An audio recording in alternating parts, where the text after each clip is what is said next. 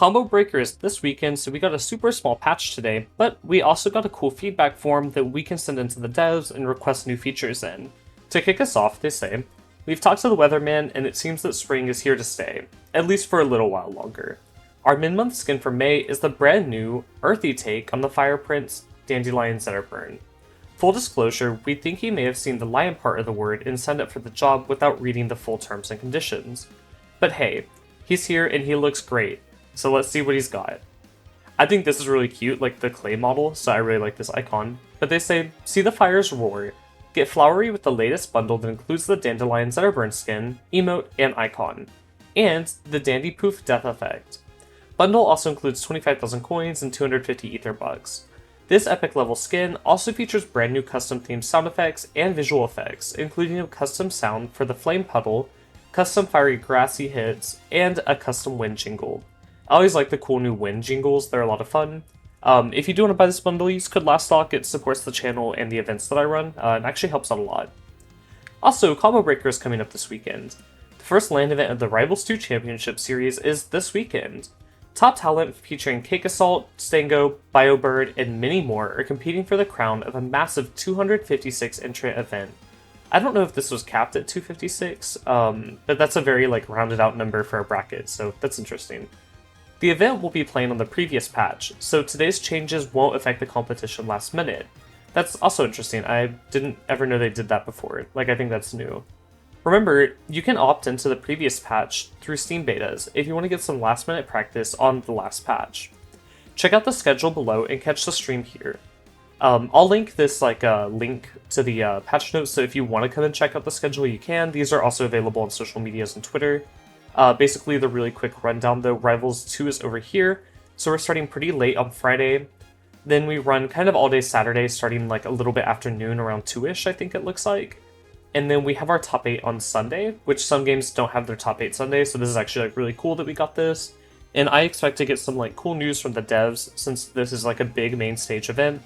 We might see a new character trailer, maybe a new mode coming to the game, maybe a new stage, something like that, right?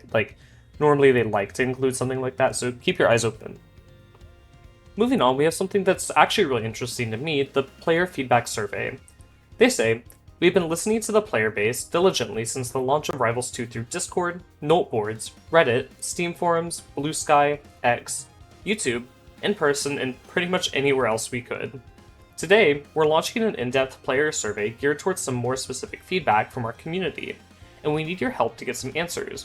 To access the survey and help shape the future of Rivals of Aether 2, simply click the image below, or launch the game and select the survey on our main menu's news section." I just took the survey, and it asks you a lot of things like, what kind of PC are you running the game on? What kind of improvements do you want to see? Where does the game run the worst at? Is the menu bad? Is the stage select bad? Is it buggy for you? Does the game crash a lot? And then it also asks things like, what character do you think has the best skins? Which one has the worst? Who needs more attention? What character needs fine-tuning to their balance? Who's the best? Who's the worst? Who's annoying? Who's fun to fight against? Things like that. Right, so you're getting a very well-rounded survey of your opinion of the game. It also talks about things like, where do you spend your money in game? What kind of bundles do you want to see come to the game? Do you think that there needs to be more dev streams? What kind of upcoming features do you want, single player, multiplayer? They had a question about Super Smash Run. Do you remember that on the 3DS? That was my favorite. But overall, just a really cool survey to take. It gives your feedback to the devs and lets them know what they should be spending their time on from a community standpoint. With that out of the way though, let's check out the new shop items. They say, we're adding 3 new palettes and 7 new player icons to the shop this patch. These are a mix of common palettes and rare icons that you can grab with coins or bucks. So first of all, we're getting this purple Goliath Crag, the mint Cal Loxodont palette. I really like this palette actually. The yellow Cupid Fleet palette, this one's kind of scary looking, but it's fun. And then we're getting a Birder Terry icon, a Springbound Zetterburn icon, and a new avatar icon line based on the characters from Creatures of Aether, which I'm obsessed with. I really like these. I like the Arcane stands on 2 feet. I think that's kind of funny. Moving on to balance changes, they say, we don't have a lot of balance changes for our mid-month patch, but we do have a few general changes as well as a few bug fixes and quality of life adjustments. For a quick note, we'll now be specifying quality of life as QOL changes in the patch notes to make it clear to understand when a change is targeting balance. Quality of life changes improve the game feel or consistency of a character's options with minimal balance implications. A baby dash has a 7-frame cooldown input between uses. This cooldown should not affect gameplay from normal human inputs. We're just adding this to prevent exploits possible with controller-assisted methods.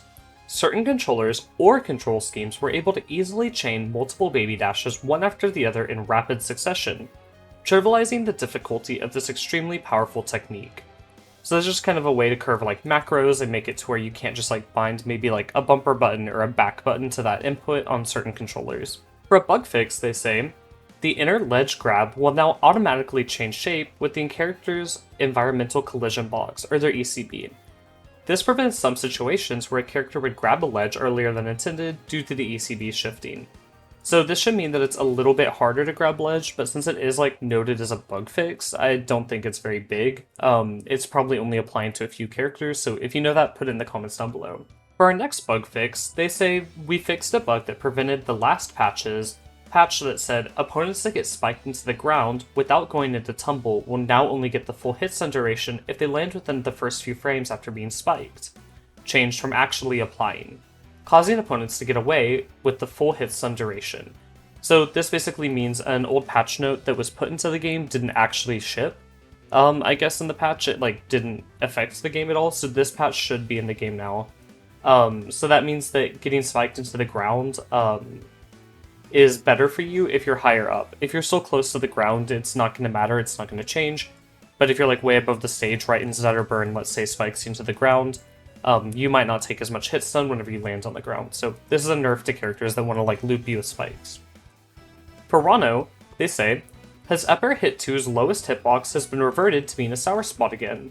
They say, removing the sour spot made certain setups a little too consistent, while also removing some of the skill expression that the sweet and sour spots could offer. So we're essentially reverting the change. The middle hitbox is still a sweet spot, but it has the lowest priority of the hitboxes, so the move will function almost identically to the pre-1.2.2 version, aside from some rare edge cases where both the foot and hitboxes will barely whiff. So this means that up air is like a little bit worse now, however, I think everyone can agree it was a little bit too good on the last patch, so I'm glad to see that kind of got tuned down a little bit. For Edalus, they said a quality of life change has been made to his jab 2. Its speed boost now occurs 1 frame earlier. This makes the speed boost consistent when performing a tilt boost, regardless of which frame of jab 2 startup you cancel. So this basically means he'll get the speed boost even if you cancel it 1 frame earlier, which could happen if you cheat your inputs a bit too fast. For Olympia, she got a bug fix. The gem field will no longer break projectiles that hit it after it's been deployed. So this is pretty good actually. It made the Arcane matchup for her like really annoying, because she could put out the gem field and then I couldn't put out a droplet if it was going to try to pass through the gem, so that's cool. As far as known issues go, they say, we're aware of a hard to trace issue with some of Olympia's palettes and other assorted palettes causing immediate disconnects from players when trying to start games with them equipped. We wanted to let effective players know that we're working hard to determine the issue and patch in a fix. As always, please report any bugs or contact our support team over the official Discord for any issues we're running into. They have a really good report form that you can fill out in there, so if you do have an issue, go hop in that server, let them know. But overall, this is like a pretty good patch. I think that smaller patches do help the game and they help it feel fresh, right? And you can roll back changes, like the Rano up air was like clearly too strong, so rolling that back is smart, you know? But it's not like a massive change, like they can still monitor Rano and then revert this even if they feel like they need to.